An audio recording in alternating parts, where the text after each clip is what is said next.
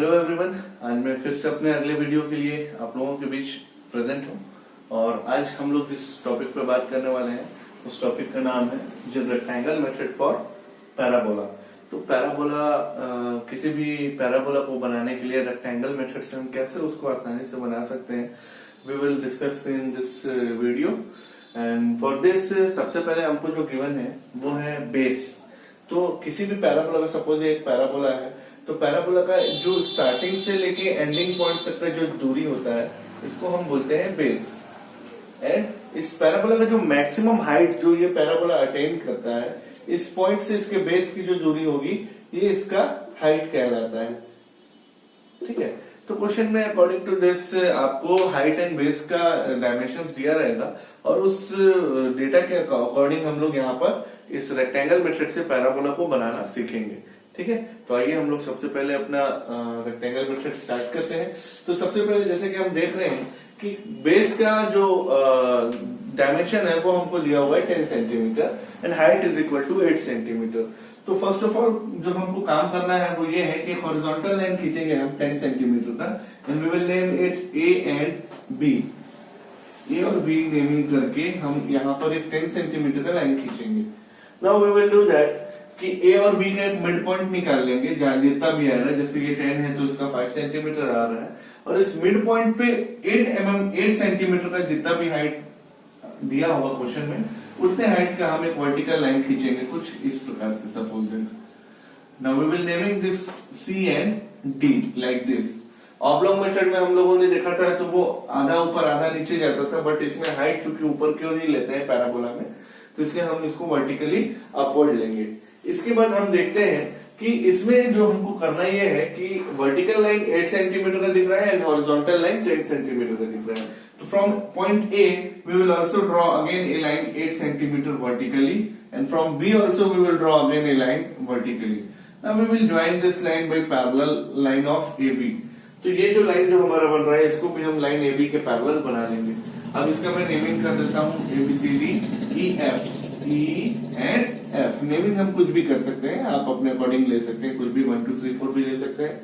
अब देखिए कि इस मेथड में हम कैसे पैराबोला को कंप्लीट करते हैं। तो सबसे पहला काम हमको यही करना है कि हमको लाइन ए डी और लाइन ए ई को नंबर ऑफ इक्वल पार्ट्स में बांटना है। जैसे कि मैंने अपने पिछले वीडियोस में बताया था कि लाइन को बांटने के लिए हमको करना ये है कि इस लाइन के वन एंड से एक इंक्लाइंड लाइन खींचेंगे एंड सपोज दैट कि मैं यहाँ पर 3 पॉइंट्स में काट रहा हूँ, इसको 3 भाग में बांट रहा हूँ।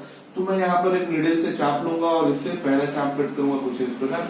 अगेन जब यहाँ पर पुट करेंगे तो दूसरा एंड अगेन जब यहाँ पुट करेंगे तो तीसरा। ठीक है, सिमिलरली अभी हमको इसमें पहले इसको जोड़ देंगे आखिरी वाले एंड डी पॉइंट पे एंड देन इसी लाइन के पैरेलल हम सारे लाइन को खींच देंगे कुछ इस प्रकार। अब देखेंगे कि आपको 2 पॉइंट्स यहाँ पर मिल जाएंगे एंड पॉइंट्स को नेमिंग कर देंगे 1 and 2। Now similarly we have to divide the line AE. So we will draw a line inclined to line AE like this. कितने भी डिग्री के एंगल पर ले सकते हैं, 90 डिग्री से कम होना चाहिए। अब इसमें भी हम 3 चाप ऐसा कट करेंगे, नीडल को ए पे रखकर यहाँ कट करिए, फिर नीडल उठाए यहाँ लिए, फिर नीडल उठाए यहाँ लिए, कुछ इस प्रकार से। इतना करने के बाद हम लास्ट वाले एंड को ई पॉइंट से जोड़ देंगे कुछ इस प्रकार से। नाउ इस लाइन के पैरेलल हमको अगेन एक रोलर स्केल की मदद से ऐसा लाइन खींचेंगे तो हम देखेंगे कि हमको भी यहाँ पर 2 पॉइंट्स मिल गए। हम इसका नेमिंग करेंगे 1 डैश एंड 2 डैश। यहाँ तक करने के बाद हमको करना यह है कि 1 डैश एंड 2 डैश वाले पॉइंट्स को सी पॉइंट के साथ जोड़ना है by the help of scale, और स्केल की मदद से हम इसको सी पॉइंट से जोड़ देते हैं। इसके बाद हमको करना यह है कि पॉइंट 1 से हम ऊपर की ओर एक वर्टिकली लाइन खींचेंगे जो कि लाइन AE या CD लाइन के पैरेलल होगा कुछ इस प्रकार से, और सिर्फ 1 वाले पॉइंट तक ही जाएंगे। अगेन उसी प्रकार पॉइंट 2 से भी हम ऊपर की ओर जाएंगे। तो ये तिरछा जा रहा है, जैसे कि इसको हम अगर ऐसा ले लेते हैं, ये भी थोड़ा तिरछा गया, मैंने बिना मेजरमेंट के लिया है, आप उसे मेजरमेंट के साथ में लेंगे। तो ये दूसरा वाला पॉइंट जो सेकंड लाइन 2 डैश सी जा रहा है उसके साथ कनेक्ट करेंगे। अब देखेंगे कि हमको 2 पॉइंट्स मिल गया, इसको हम नेमिंग करेंगे P1 एंड इसको नेमिंग करेंगे P2। नाउ हमारा जो पैराबोला है उसका हाफ पोर्शन बन चुका है। हम इसको जोड़ेंगे ए पॉइंट से P1 then P2 then C point, कुछ इस प्रकार। ऐसा। आप देखेंगे कि पैराबोला का आधा हिस्सा हमने बना लिया है। नेक्स्ट आधा हिस्सा बनाने के लिए हमको कुछ नहीं करना है, ये चाहे तो ये पूरा स्टेप इधर भी फिर से रिपीट कर सकते हैं, और अगर इसका शॉर्टकट तरीका आप बनाना चाहते हैं तो हमको करना ही होगा कि लाइन ए बी या लाइन ई एफ लाइन के पैरेलल स्केल रखकर पी पॉइंट से इधर की ओर हल्का पेंसिल से एक लाइन एक्सटेंड करेंगे। सिमिलरली उसी को पॉइंट पी पर मिलाएंगे और इसको हल्के पेंसिल से आगे इस प्रकार बढ़ा देंगे। Now we will do that कि राउंडर से यहां से नीडल P2 का दूरी लेंगे और उसको फिर इस ओर लाकर काट देंगे। तो ये कहीं मान लीजिए यहाँ कट हुआ, ये पॉइंट हो जाएगा P3 एंड सिमिलरली इस पॉइंट से यहाँ से यहाँ का दूरी लेंगे और इसको यहाँ काटेंगे। तो ये कहीं मान के चलिए यहाँ आ रहा है, इसको हम लिखेंगे P4।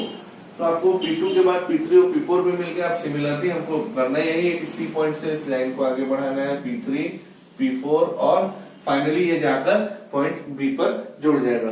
तो आप देखेंगे कि हमारा जो फाइनल पैराबोला बन रहा है वो कुछ इस प्रकार का ही बन रहा है, ये वाला बन रहा है, और ये पॉइंट P1 P2 से होता हुआ C में जाते हुए P3 P4 में होता हुआ फाइनली B में जाकर जुड़ रहा है।